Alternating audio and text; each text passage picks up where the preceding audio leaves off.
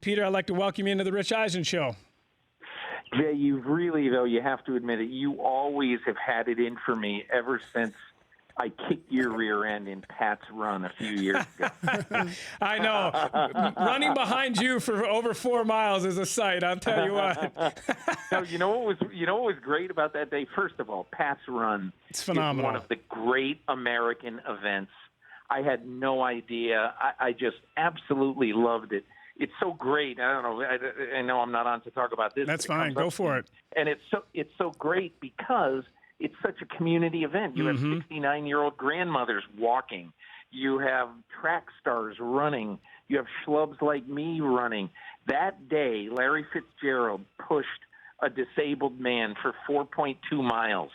And I always joke with Larry that he couldn't beat me that day in the race.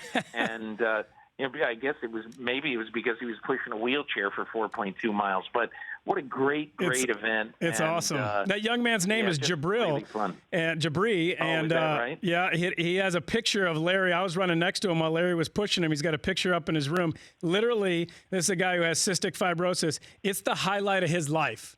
That one of the highlights of his life that he got Larry Fitzgerald to push him for that race, and they look forward to it every year, bringing him out there, being able to get outside the place where they live and getting to do a run like that. And you're right, Peter. It's a special experience to do that. And you're down there in Phoenix right now, and right now they're talking about the owners meeting. At the owners meeting, the big question is the Oakland Raiders. Is it going to get passed? Everybody feels like it for sure is going to get passed. And kind of walk us through that process. I think I read that 3 p.m. is when they're supposed to have voted on that.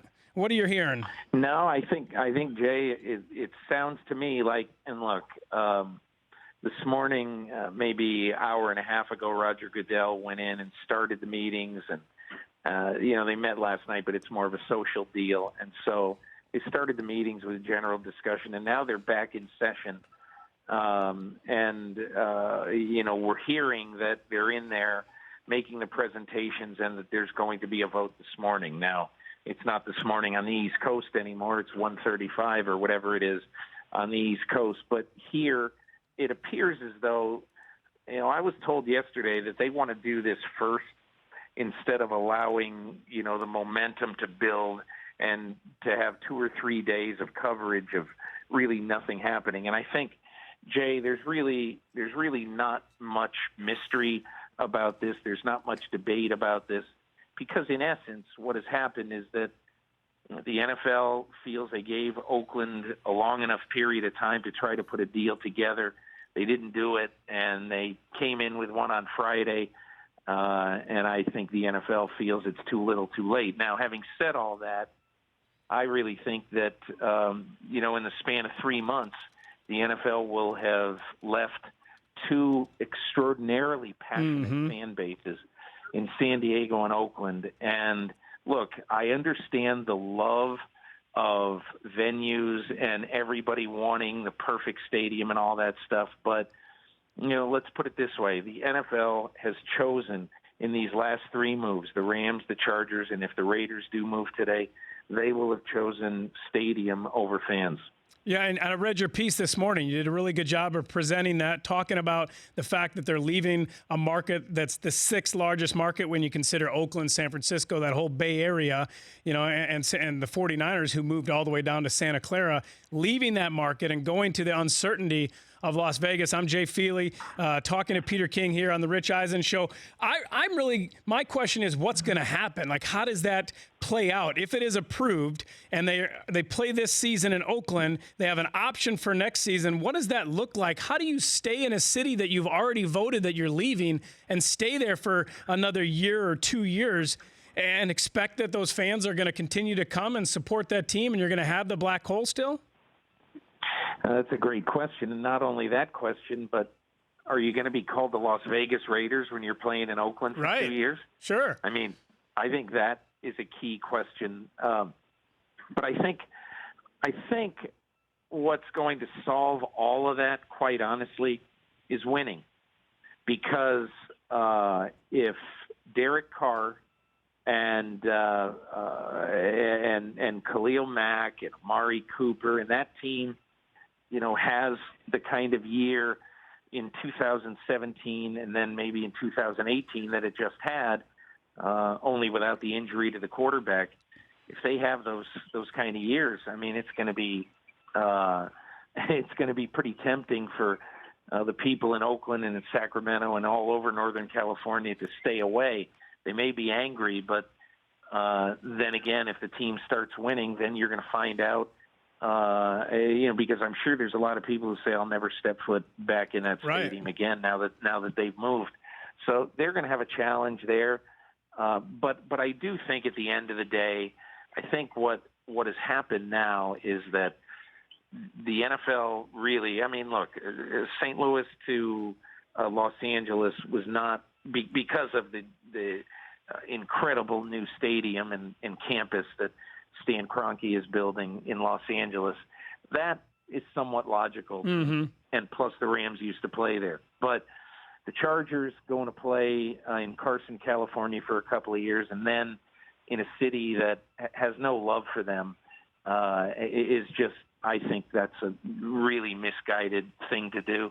And now we'll see about Oakland. Nobody can tell you with any certainty what kind of market Las Vegas is going to be.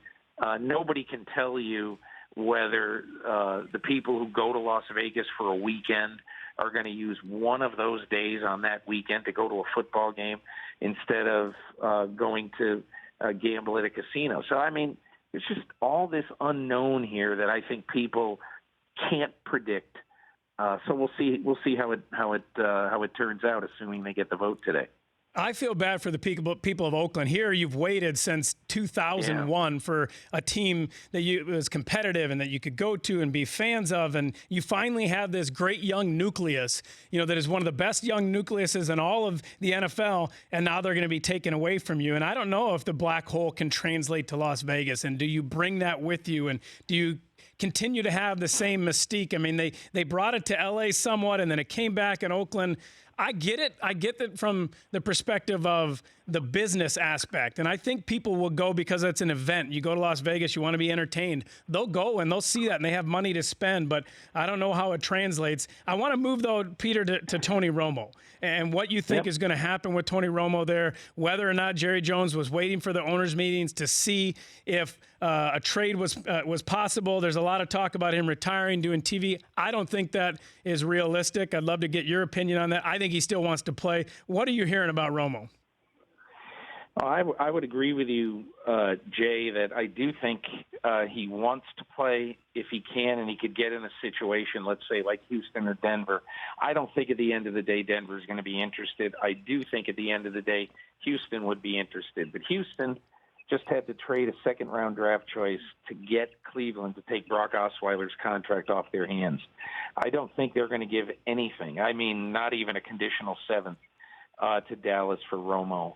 So that's part one. Part two is, look, you can say that, hey, you can go into TV at any time, but right now the number 2 job at Fox has not been filled. With John Lynch taking 49er GM job. So that's one thing.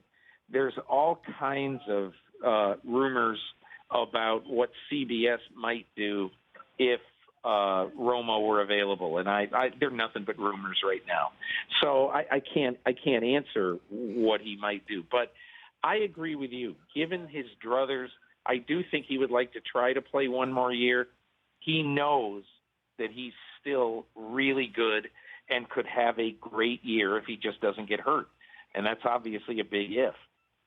So I would agree with you. I think if he has an opportunity with a team with a good defense and weapons like the Houston Texans, I think he'll consider everything, and then he'll take that opportunity if he can. Yeah, Peter, and I think he'll be a great analyst. But as a guy who made that transition from the field to TV, play as long as you can. I was talking to Tom Brady last week, and he said the same thing. Like, I want to play until they kick me out. I think Romo's of that same mindset. And I think watching a guy like Tom Brady at 39 years old, 40 years old, have the success that he has helps those quarterbacks like a Romo, like a Carson Palmer want to continue to do it and want to continue to have success because they see guys their age being successful and winning championships. Peter, I just thank you so much. I love watching or reading Monday Morning Quarterback. I want to say before we let you go, I thought the interview you did with Tom Brady was the best interview Brady's ever done. It was the first time that he really opened up, that he was honest, and he and I talked about it. I told him how great I thought it was. He said, there's very few people that I can trust, and Peter's one of those people, so I wanted to kind of pass that along to you. Thanks for coming on The Rich Eisen Show. That's cool, Jay. Thanks a million for having me on. Have a great day. You too, bud. The Rich Eisen Show, weekdays at noon Eastern on Audience.